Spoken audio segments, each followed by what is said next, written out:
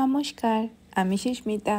Creative আর simple লাইফস্টাইলে আপনাদের সকলকে স্বাগত জানাই। ভোর ভোর আজকে উঠে পড়েছি।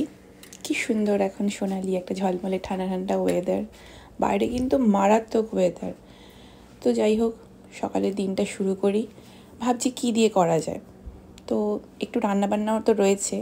সমস্ত কাজকর্ম হয়ে যাওয়ার পর মেয়েকে নিয়ে বসে পড়বো, একটু কাজ আছে। ভ্যালেন্টাইন্সের গিফট তৈরি করবো।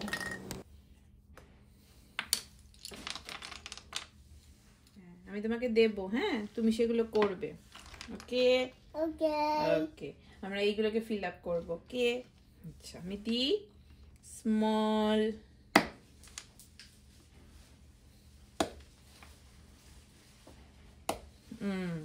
এই যে 1 2 3, ঠিক আছে। তুমি এবার করবে ইয়েলো, ইয়েলো করবো আমরা।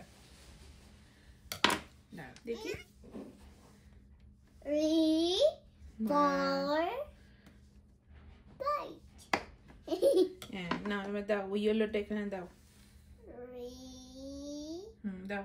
4 5 6 দিয়েছো? এটা এনে দাও, হ্যাঁ, এটা দাও। বাচ্চাদের জিনিস যদি বাচ্চাদের নিয়েই করা যায়, তাহলে কিন্তু বাচ্চাদের সাথে আমাদেরও অনেক রকম জিনিস শেখা যায়। কত যে ধৈর্য ধরে যে কাজগুলো করতে হচ্ছিল কি বলবো। ইনস্ট্রাকশন যাই দিই, বাচ্চারা তো খুব চঞ্চল হয়, ওরা তো আর ঠিক মতোভাবে আমাদের মতো পারফেক্ট করতে পারে না। যাও হোক, সাথে যে পেয়েছি এই অনেক। ছোট ছোট জিনিস একসাথে করছিলাম, আর খুব ভাল লাগছিল। ভ্যালেন্টাইন্স ডে হিসাবে প্রতিটা স্কুলেই এরকম ইনস্ট্রাকশন দিয়ে দেয় যে কী জিনিস দেওয়া যেতে পারে, অথবা বাচ্চা কত ক্লাসের মধ্যে কতগুলো বাচ্চা আছে সে সমস্ত বলে দেওয়া হয়। এলিমেন্টারি স্কুল অবধি বলে দিয়েছিল। এখন আমার ছেলে যেহেতু মিডল স্কুলে গেছে, ওর আর এখন আর কিছু বলে ঢলেনি, এটাকে নিয়ে এত বেশি আর করে না। কিন্তু আমার মেয়ে এখন নতুন স্কুলে গেছে, ওকে দিয়ে এখন কিছু কিছু জিনিস তৈরি করতে হচ্ছে। এটা এমন না যে কম্পালসারি করতেই হবে, কিন্তু এই যে একটা জিনিস বানানো, কাউকে গিফট দেওয়া, এটাই যে এত সুন্দর। আর যখন ও অনেক গিফট পায় তখন মনে হয় কি যে আমরাও যদি কিছু একটা দিই। তো ভাবলাম দোকান থেকে কিনে দেওয়ার থেকে নিজের হাতে যদি বানানো যায়, তাহলে মা মেয়েতে মিলে একটা কিছু বানানো হলো। তো এখন রাত্রিবেলা, কালকে এগুলো সকালবেলা স্কুলে নিয়ে যাবে মেয়ে, তো সেজন্য মেয়েকে নিয়ে বসেছি রাত্রিবেলা এগুলো করতে, কাজগুলো। আর এত মজা লাগছিল করতে আমার, কারণ মেয়ে এই জিনিসগুলো করতে মানে খুব আনন্দ করছিল। আমি যা যা ইনস্ট্রাকশান দিচ্ছি সব ফলো করছে। হ্যাঁ, একদম পারফেক্ট তো না, কিন্তু এই যে বাচ্চাদের নিয়ে যে কাজগুলো করা, ওদেরও অনেক কিছু শেখা হয়। সময়টা ওরাও এগুলো মানে কীভাবে ইউটিলাইজ করতে হয় এগুলো ছোটো থেকেই শেখানো। তো ছোটো ছোটো জিনিস নিজের হাতে বানানো আমার তো বরাবরই এগুলো খুব পছন্দ, এবং আমি চাই যে আমার এই জিনিসটা যেন আমার ছেলে মেয়ে দুজনের মধ্যেই হোক। টাকা খরচা করে বাইরে থেকে দামি দামি জিনিস কেনাই যায়, কিন্তু নিজে হাতে কিছু বানানো খুব কম খরচে কিভাবে করা যায়, এটার মধ্যে যে কত আনন্দ আর নিজস্ব একটা ব্যাপার থাকে, সেটাই আমি সবসময় ছেলে মেয়ের মধ্যে চেষ্টা করি। তো আমরা এখন সমস্ত লেখালেখিগুলো করে ফেলছি। কিছুই না, ওর ক্লাসে 5 জন মতো বাচ্চা আছে। তো সবাইকে একটা ছোটো ছোটো কার্ডের মধ্যে, এনভেলাপের মধ্যে ঢুকিয়ে দেবো কার্ডগুলো। আর এই মোম দিয়ে যে লাভ সাইনের যে ক্যান্ডেলগুলো বানিয়েছি, তো এইগুলো দিয়ে, ঠিক ক্যান্ডেল তো না, এটা হচ্ছে রং পেন্সিল বলতে পারেন, তো সেইগুলো একটা দুটো করে দিয়ে দেবো। আর এনভেলাপের ওপরে সব ভ্যালেন্টাইন্স ডে নামটাও লিখে রেখে দেবো। আবার স্কুল থেকে বলেও দিয়েছে, কারণ নাম লিখতে হবে না, যে দিচ্ছে তার শুধু ফর্মে নিচের দিকে নামটা লিখে দিলেই হবে। দেখছেন করতে গিয়ে যে কী আনন্দ করছিল কি বলবো। ঘুম নেই, রাত এখন 10টা বাজতে যাচ্ছে, অথচ মহারানীর ঘুমই নেই চোখে। কার্ডগুলো বানাতে বানাতে অনেক কিছু মনে পড়ে যাচ্ছিলো। নিজের ছোটোবেলার সময়টা, আমাদের সময় গ্রিটিংস কার্ড মানেই তো নিউ ইয়ারের সময়। আর ছেলে যখন ছোট ছিল, ও যখন ডে কেয়ার বা এরকম কিন্ডারগার্টেনে পড়তো, তখন থেকেই ওকেও অনেক রকম নানা রকম জিনিস বানিয়ে বানিয়ে আমরা দিতাম। তো কোনো সময় কিনে দিইনি, কিন্তু এখানে না ভ্যালেন্টাইন্স ডে জন্য এত সুন্দর সুন্দর কার্ড গিফট পাওয়া যায় ওয়ালমার্ট থেকে শুরু করে যে কোনো সুপার শপে। এত সুন্দর দেখে না সত্যিই মনে হয় কিনি, কিন্তু নিজেকে যে কন্ট্রোল করা যে কী টাফ মানে বলার মতো না। কিন্তু ওই যে বললাম নিজে হাতে বানানোর মধ্যে একটা আলাদাই একটা মাহাত্ম্য আছে। সে যতই সিম্পল হোক কি যাই হোক, তার মধ্যে যে নিজস্বতা একটা ছোঁয়া থাকে, এটাই একটা বড় ব্যাপার। তো যাই হোক, সমস্ত আমার কাজগুলো মোটামুটি হয়েই গেছে। জাস্ট ওপরে একটুখানি লেখা দিয়ে দিচ্ছি যে ভ্যালেন্টাইন্স ডে। তো এখন সমস্ত রেখে দেবো ওর ব্যাগের মধ্যে, যাতে সকালবেলা উঠে আর তাড়াহুড়ো করতে না হয়। পরের দিন এখন মেয়ে স্কুল থেকে চলে এসছে, আর এক ব্যাগ ভর্তি করে, দুটো ব্যাগ ভর্তি করে উনি গিফট পেয়েছেন। কিছুই না, খুবই সিম্পল ছোট ছোট গিফট। কেউ আবার ক্যান্ডি দিয়েছে, বেশিরভাগই সমস্ত ছোট ছোট কার্ড দিয়েছে, কিছু পেন্সিল রাবার থাকে, কিছু খেলনা থাকে। তো এই সব মিলিয়ে আজকের দিনটা বেশ সুন্দর কেটেছে। আর মেয়ে তো খুব খুশি, এটাই ওর প্রথম ভ্যালেন্টাইন্স গিফট পাওয়া বা ভ্যালেন্টাইন্স ডে সেলিব্রেট করা স্কুলে। তো খুব সুন্দর মানে দিনটা কেটেছে। ও অবশ্য এখন বুঝবে না, যখন এই ভিডিওটা দেখবে তখন ওর ছোটোবেলার কীভাবে কাটিয়েছিল প্রথম ভ্যালেন্টাইন্স ডে, তো ওইটাই ওর কাছে একটা স্মৃতি হিসাবে থাকবে।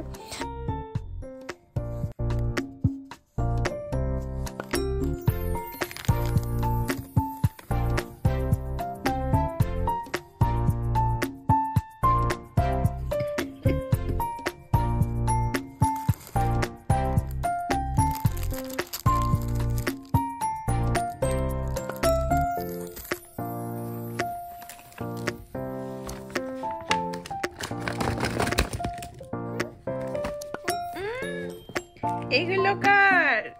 তুমি এগুলো গিফট পেয়েছো? তুমি সবাইকে থ্যাংক ইউ বলেছো? Happy Valentine's day. আর কি আছে দেখি তো? এটাকে খুলতে হবে। মোবাইলের ফ্ল্যাশ লাইট জ্বলে গেছে। এটা তো কালার্স। তারা ওপেন করছি। এটা ওপেন করবো কি করে? এটা তো কালার, ওয়াটার কালার। তুমি একটু টাইম দাও, তুমিও শিখে যাবে। আমরা কালার করবো তাহলে। হ্যাঁ, জামা ওঠায় না।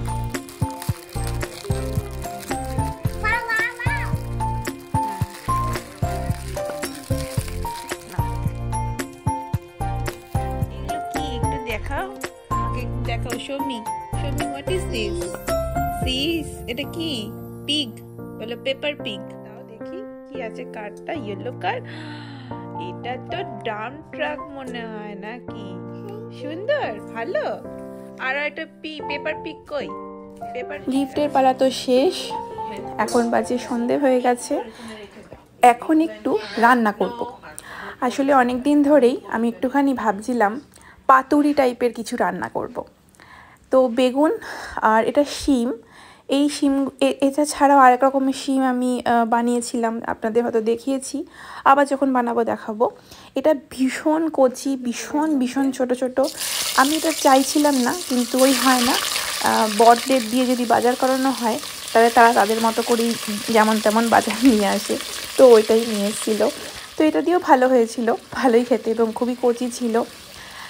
তো এটা দিয়ে আমি এখন শিম আর বেগুন দিয়ে একটা পাতুরি করব। তো আজকে সেই জন্য শুধুমাত্র একটু পাতুরিটাই রান্না করব, কারণ আমি অনেক দিন ধরে ভাবছিলাম কিছু একটা পাতুরি বানাই। আর আমার কাছে একটু বেগুনও ছিল।